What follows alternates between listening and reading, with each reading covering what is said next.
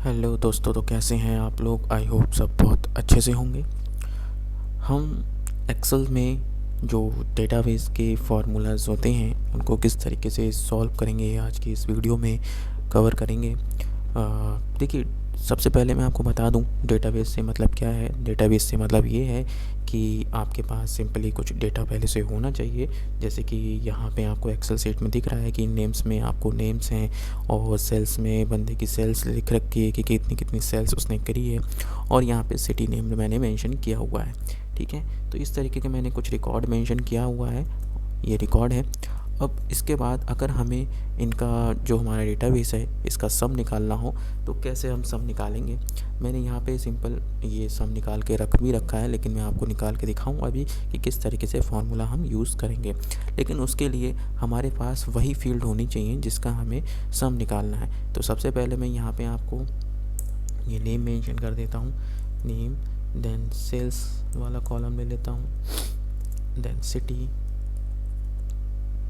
और अगर हमें सम निकालना है डेटाबेस से तो हम यहाँ पे डी सम मेंशन कर देते हैं। ठीक है, अब यहाँ पे हमें नेम लिखना है कि क्या हमें किसका निकालना है। अब जैसे कि यहाँ पे मैंने श्याम लिख रखा है, श्याम की सेल्स उसने 900 रुपये का किया है और इसने अगर कहीं पे और भी किया होगा तो इसका टोटल आ जाएगा।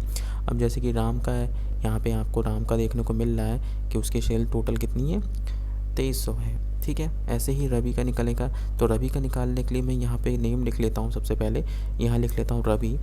देन अब मैं क्या करता हूँ, यहाँ पे फार्मूला यूज़ करने वाला हूँ। कौन सा फार्मूला देखते हैं, इजिकल टू डी सम, और ब्रैकेट ऑन किया। अब ये देखिए यहाँ पे लिख के आ रहा है डेटाबेस। तो अब यहाँ पे हम पहले क्या करेंगे, डेटाबेस को सेलेक्ट करेंगे। तो डेटाबेस को सेलेक्ट करने के लिए आप नॉर्मल यहाँ पे लिख भी सकते हैं, नहीं तो आपको यहाँ पे क्लिक कीजिए और इसको पूरा सेलेक्ट कर लीजिए।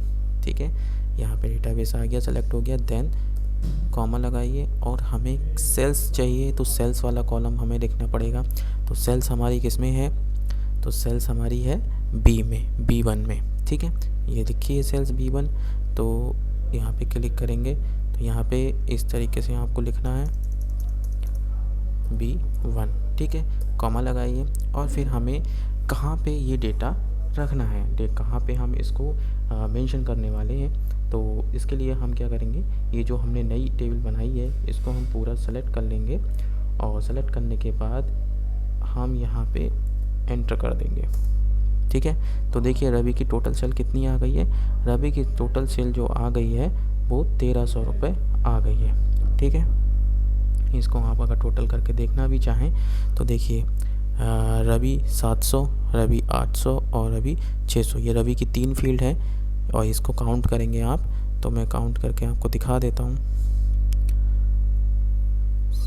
700, 800 प्लस और 600, देन ये तो गलत हो गया यहाँ पे, ये रवि, अच्छा यहाँ पे मैंने ये रवि और राम रवि है ये गलत कर दिया। रवि का एक ये 700, देन प्लस, और फिर रवि कहाँ पे है, फिर रवि है ये 600। ठीक है, इक्वल्स आ गया 1300। तो यहाँ पे 1300 हमें उसका टोटल सम मिल रहा है देखने को। कि इस तरीके के कुछ डेटा होता है कि आपको, आपके पास मल्टीपल लोग हैं और उनकी सेल्स चेक करनी है आपको कि उन्होंने टोटल इस मंथ में कितनी सेल की है। ठीक है, तो इस तरीके से आप उसका टोटल निकाल सकते हैं। ठीक है, अगर मैं यहाँ पे रवि की जगह अगर नाम चेंज कर देता हूँ, मैं रख देता हूँ श्याम का SH। ठीक है, एंटर करूँगा तो ये श्याम की टोटल सेल आ गई 900 रुपये यहाँ पे। ठीक है, हमने 900 देखते हैं 900 नंबर कहाँ पे लिखा है, और श्याम और कहीं नहीं है, श्याम की एक ही फील्ड है तो यहाँ पे एक ही दिखा रहा है। हम राम की भी चेक कर लेते हैं और एंटर करते हैं तो यहाँ राम की 2300 आ गई। देखिए यहाँ पे आ गया। तो इस तरीके से हम डी सम का यूज़ करते हैं। देखिए सारे फार्मूला जो इसमें डी सम, डी काउंट, डी मैक्स और डी मिनिमम, MIN का जो यूज़ होता है वो सिंपल इसी तरीके से होने वाला है। सबका फार्मूला एक ही रहता है। ठीक है, तो हम काउंट करके भी देख लेते हैं कि रवि ने कितनी सेल की है या राम ने कितनी सेल की है, श्याम ने कितनी सेल की है। तो वो काउंट कर लेता है कि उसने कितने नंबर ऑफ उसमें यूज़ किया गया है। ठीक है, तो इसको किस तरीके से लिखेंगे देखते हैं। यहाँ पे भी मैं सेम फील्ड बना लेता हूँ।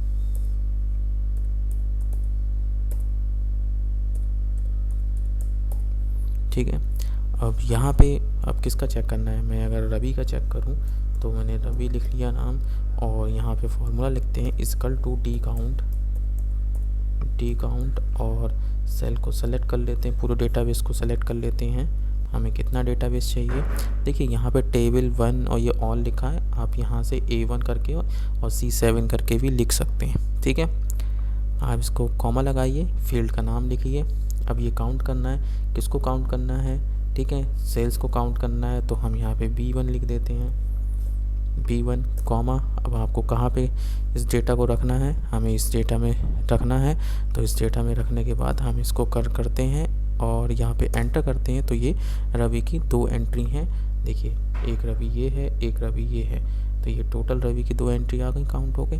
तो इस तरीके से हम डी काउंट का यूज़ करते हैं। आई होप आपको बहुत क्लियरली समझ में आ गया होगा कि किस तरीके से हम इसका यूज़ कर रहे हैं अपने डी सम, डी काउंट और डी मैक्स का।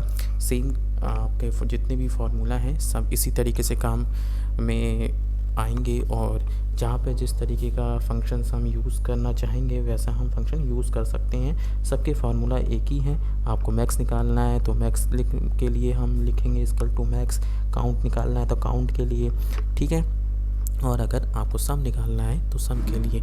ठीक है, तो इस तरीके से हम डेटाबेस के जितने फंक्शंस के फार्मूला होते हैं वो हम सॉल्व करते हैं। आई होप आपको ये बहुत क्लियरली समझ में आ गया होगा। देखिए, जैसे कि हमने डी मैक्स का यहाँ पे लिख रखा है ये ऊपर, ठीक है, इस तरीके से डी मैक्स हो गया, डी MIN हो गया, तो इस तरीके से हम सेलेक्ट कर लेते हैं। ठीक है, चलिए, आई होप आपको ये फंक्शंस क्लियरली समझ में आ गए होंगे। Thank you.